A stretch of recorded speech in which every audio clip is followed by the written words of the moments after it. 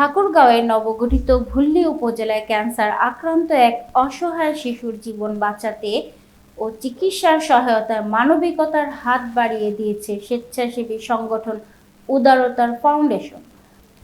ঠাকুরগাঁও জেলার প্রতিনিধি মোহাম্মদ নুর ইসলাম জানান, অর্থাভাবে থমকে যাওয়া শিশুটির চিকিৎসা কার্যক্রমে সচল রাখতে ফাউন্ডেশনের পক্ষ থেকে পরিবারটির হাত এই নগদ আর্থিক সহায়তা তুলে দেওয়া হয়। সংগঠনের নিয়মিত মানবিক কার্যক্রমে অংশ হিসেবে আয়োজিত এই সহায়তার প্রদান অনুষ্ঠানে উদারতা ফাউন্ডেশনের সকল সদস্যবৃন্দ উপস্থিত ছিলেন।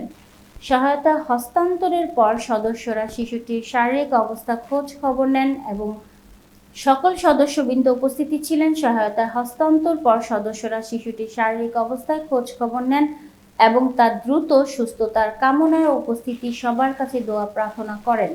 সংগঠনের প্রতিনিধিরা জানান, ক্যান্সারের মতো প্রাণঘাতী রোগের চিকিৎসা অত্যন্ত ব্যয়বহুল। শিশুটির পরিবারের পক্ষ এই বিশাল খরচ বহন করা অসম্ভব হয়ে পড়েছিল। সামাজিক ও মানবিক দায়বদ্ধতা থেকেই আমরা আমাদের সাধ্যমতো তাদের পাশে দাঁড়ানোর চেষ্টা করছি। ভবিষ্যতে সমাজ ও মানুষের কল্যাণে উদারতা ফাউন্ডেশনের এমন সহায়তামূলক কর্মকাণ্ড অব্যাহত থাকবে।